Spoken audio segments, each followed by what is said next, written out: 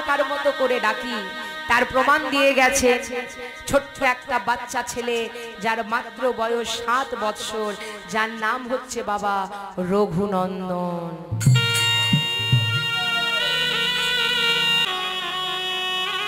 রঘুনন্দন এইটুকু একটা বাচ্চা ছেলে বর্ধমান জেলায়, ভারতে বর্ধমান জেলা আছে, শ্রীখণ্ডে তাদের বাড়ি ছিল। তার বাবা ছিল বিরাট বড় কবিরাজ। তাই মুকুন্দ কবিরাজ ওই ছোট্ট একটা বাচ্চা ছেলেকে নীতি প্রতিদিন তাদের ঘরে গোপীনাথের পুজো সেবা হতো। মা আমি ছোট্ট করে বলে দিচ্ছি, নীতি প্রতিদিন সেবা হতো গোপীনাথের। আর তার বাবা মুকুন্দ কবিরাজ 7 বৎসর বয়স একদিন রঘুনন্দনকে বলে, আই রঘু, আজ তুই গোপীনাথের সেবা দিয়ে দে, আমি যাই, একজনের চিকিৎসা করতে হবে। রঘুনন্দন পুজো সেবা কিছুই জানে না। আচ্ছা আমি তো কিছুই জানি না, কোনো মন্ত্র জানি না, বাবা আমি কি করে গোপীনাথের সেবা দেব? তার বাবা বলেছিল, ওরে রঘু কি হবে, কি বললি? মন্ত্র মন্তর মন্তর মন্তর মন্তর। এই রঘু কি হবে জেনে শুদ্ধ মন্তর, যদি থাকে মনটা তো। ভগবানের পুজো দিতে হলে, তাকে ডাকতে হলে কোনো মন্ত্র পাঠের দরকার হয় না রে। যদি ভক্তি ভরে ভগবানকে তুই ডাকিস, গোপীনাথকে ডাকিস, দেখবি গোপীনাথ নিজের হাতে এসে তোর কাছে সেবা করবে। তাই ঠিক আছে বাবা। বাচ্চা ছেলে দেখবেন যেটা বলে দেবেন সেটাই কিন্তু তারা বিশ্বাস করে না। গোপীনাথ আসবে, আমার হাতে নাড়ু খাবে, বাবা ঠিক আছে।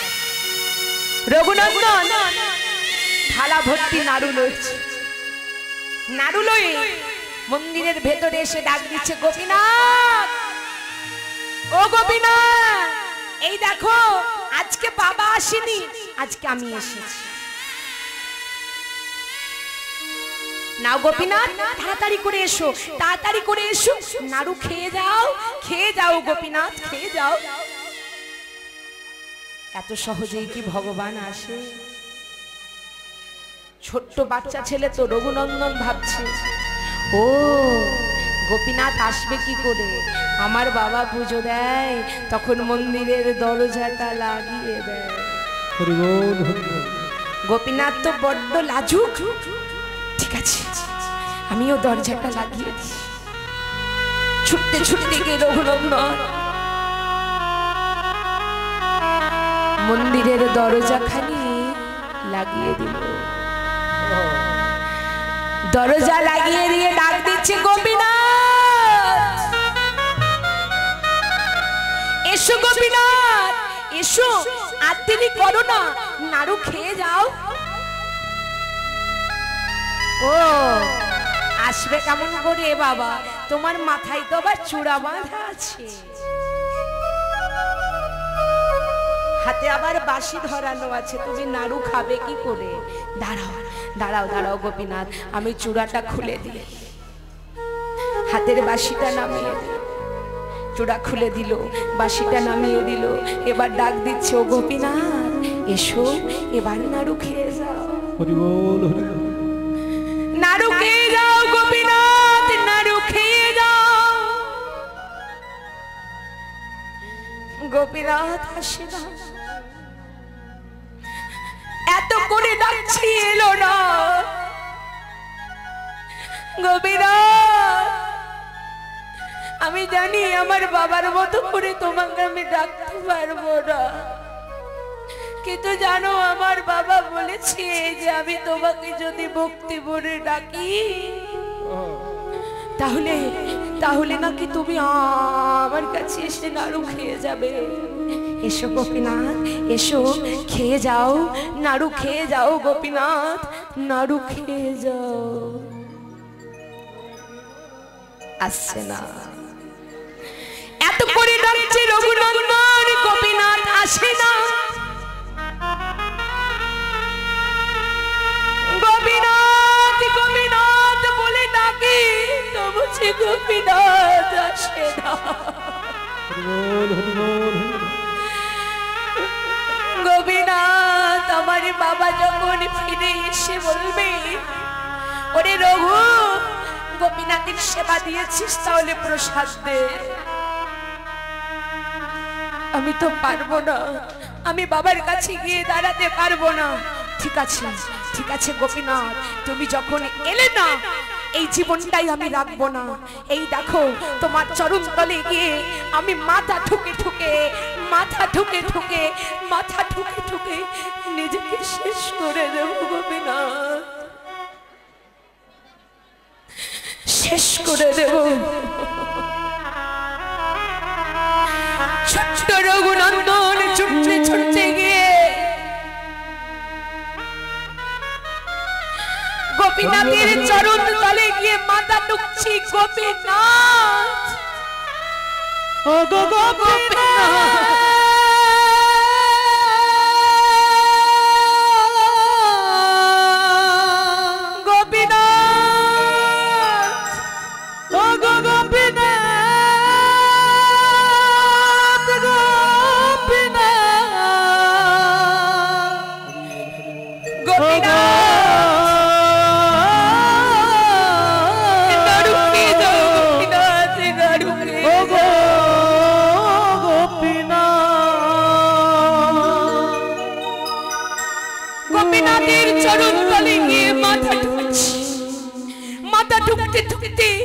অঝোর নয়নে কাঁদছি, ঝড় ঝড় করে রক্ত ঝরে পড়ছে।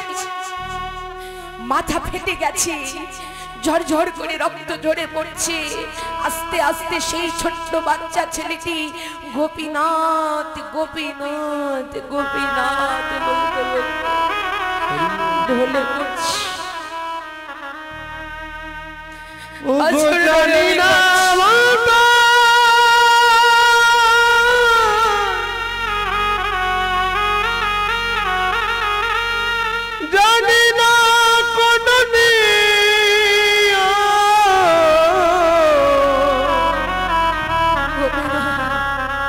শুধু জানি তোমার দুটি যে চরণ, দেখা দাও গোপীনাথ, দেখা দাও।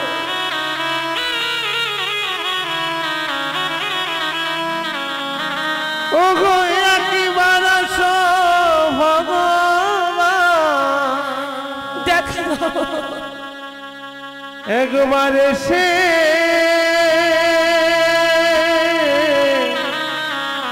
নাড়ুকে যা,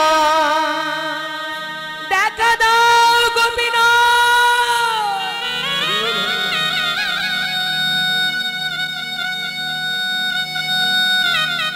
ঝড় ঝড় করে রক্ত ঝরে পড়ছে। অন্তর্যামী ভগবান বলে, আরে আমি সব সহ্য করতে পারি।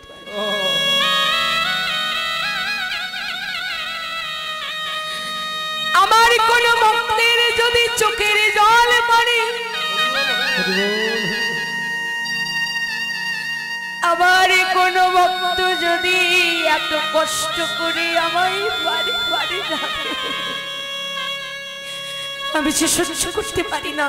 আমি যাব আমার ভক্তের খাতে গিয়ে আমি নাড়ু খাবো, আমি যাব। এবার মাথা পেটে তো ঝরঝর করে রক্ত ঝরছে রঘুনন্দনের এইটুকু একটা বাচ্চা ছেলে। এমন সময় ওই পাথরের মূর্তি বিগ্রহ গোপীনাথের থেকে এবার দুটো হাত বেরিয়ে আসে।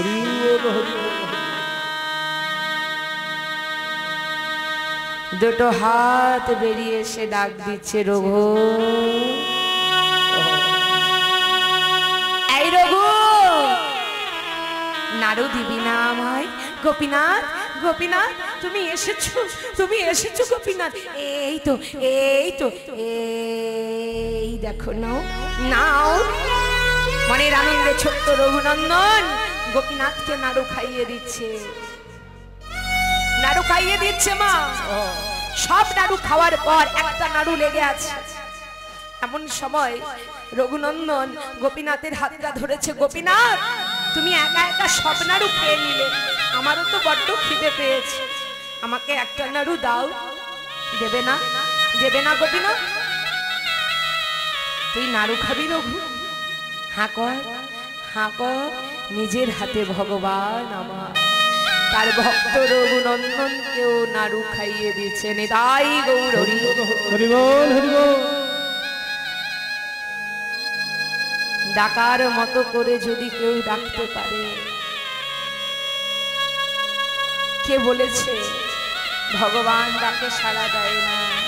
একটা বাচ্চা ছেলে এমন ভাবে গোপীনাথকে ডাকলো, গোপীনাথ তো নাড়ু খেলো এবং স্বয়ং ভগবান নিজের হাতে তার ভক্তকেও নাড়ু খাইয়ে দিল। তাই তুলসী বলছি, হে গোবিন্দ, তুমি তো ভক্তাধীন ভগবান, ডাকলে তুমি থাকতে পারো না, তুমি কি আমার ডাকে সাড়া দেবে না? একবার দেখা দাও, দেখা দাও। বৃন্দা সখী তুলসী ধুলার মধ্যে গড়াগড়ি যাচ্ছে আর বারে বারে বিনয় করে গোবিন্দকে ডাকছে। কেমন ভাবে? একবার দেখা দাও হে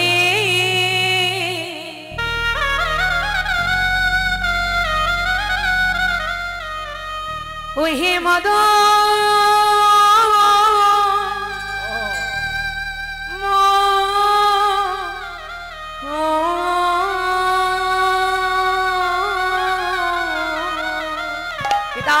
একবার দেখা দাও হে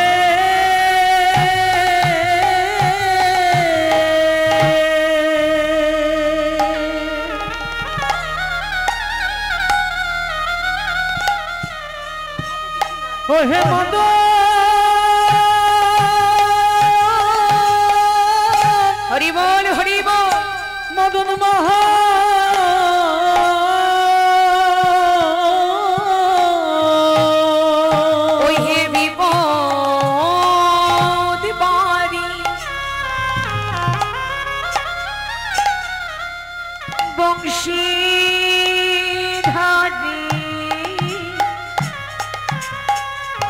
একবার দেখা দাও হে ওই হে মদন ও হে বিপদ নারী।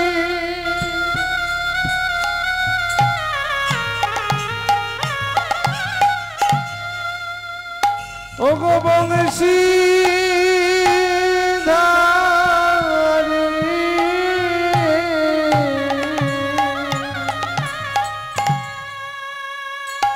একবার দেখা দাও হে।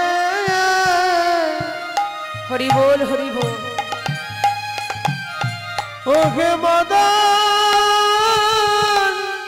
মহা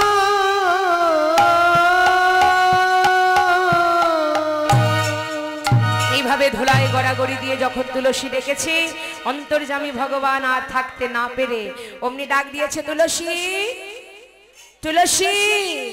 যেই না ডেকেছে তুলসী অমনি না শোনার ভান করে চলে যাচ্ছে।